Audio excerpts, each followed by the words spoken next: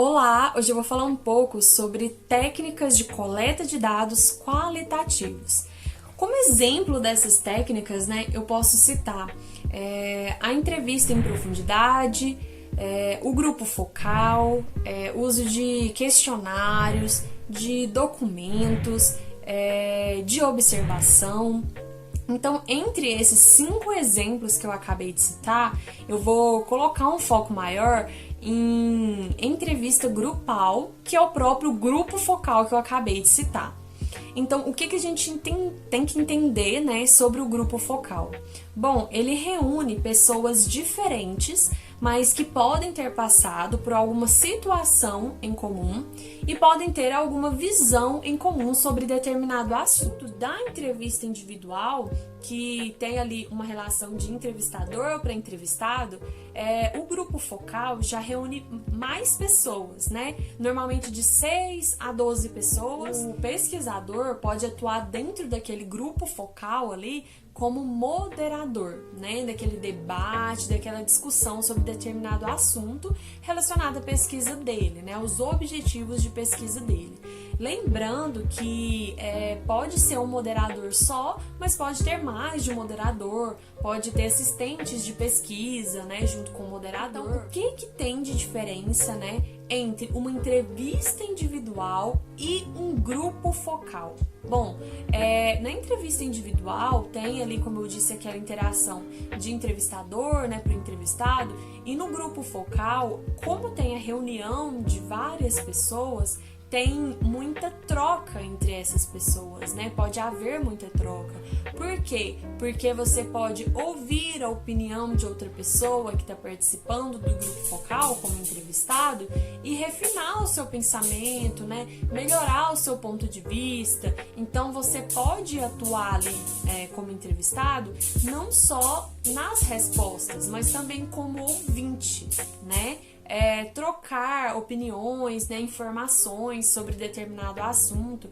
Então, por isso que o grupo focal é muito rico, reúne diferentes pontos de vista em um só lugar, em uma só discussão. Agora, se é visto pelo pesquisador que as pessoas não têm nada em comum, ou, por exemplo, a presença de uma pessoa pode inibir que outra pessoa fale sobre determinado assunto, aí é mais recomendável que faça a entrevista em profundidade. Então, o grupo focal é mais do que uma coleção de entrevistas individuais.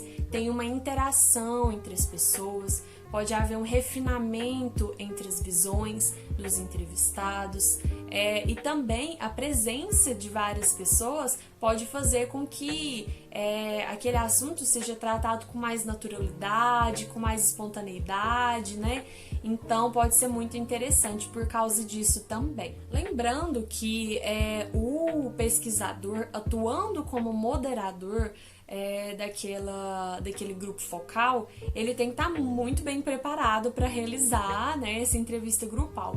Por quê? Porque podem acontecer episódios em que, por exemplo, vamos fazer uma suposição de que a entrevista são com 10 pessoas, E o pesquisador, o moderador perceba que uma ou duas pessoas estão dominando aquele debate e as outras não expõem seu ponto de vista.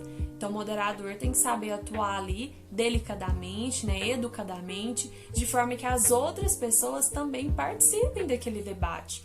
A mesma coisa se ninguém do grupo falar em determinado tempo, da realização do grupo focal. O moderador tem que estar preparado para poder reanimar o grupo, fazer com que as pessoas realmente participem. Também pode acontecer de um ou mais membros daquelas pessoas que estão participando realizar perguntas, tanto para o moderador quanto para outros entrevistados.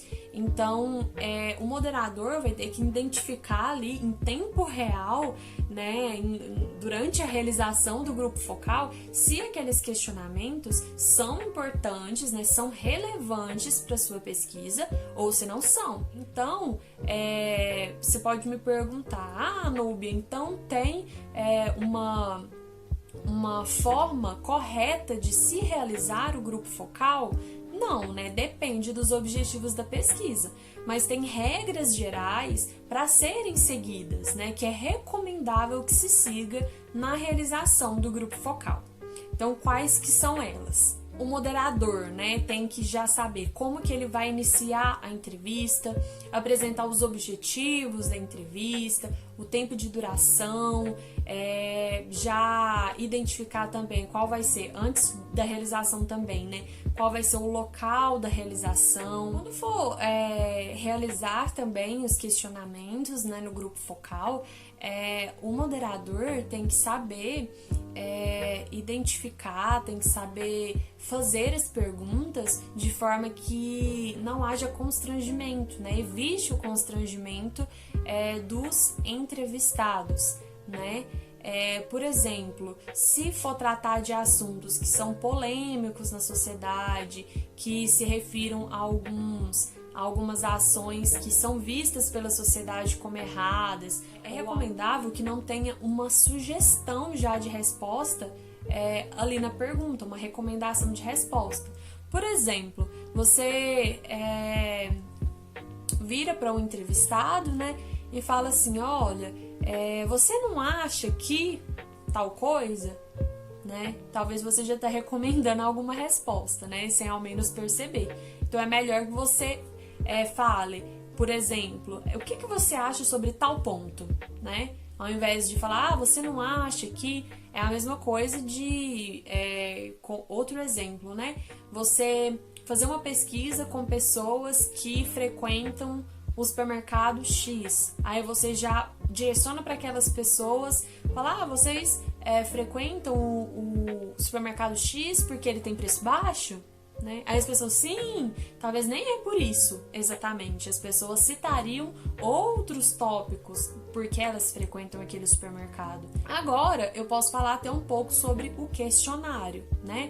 Toda técnica de coleta de dados tem as suas vantagens, mas também tem as suas desvantagens. Entre as suas vantagens, tá aí o fato de atingir diversas pessoas em diversos lugares, né?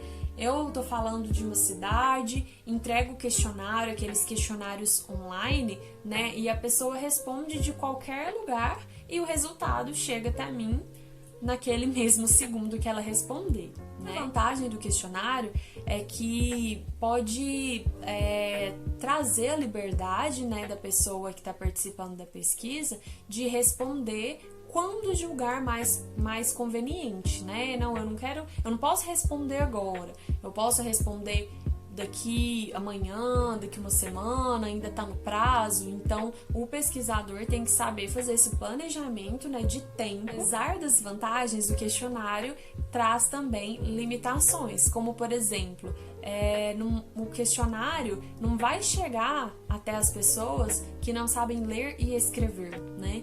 Então, já apresenta ali essa limitação.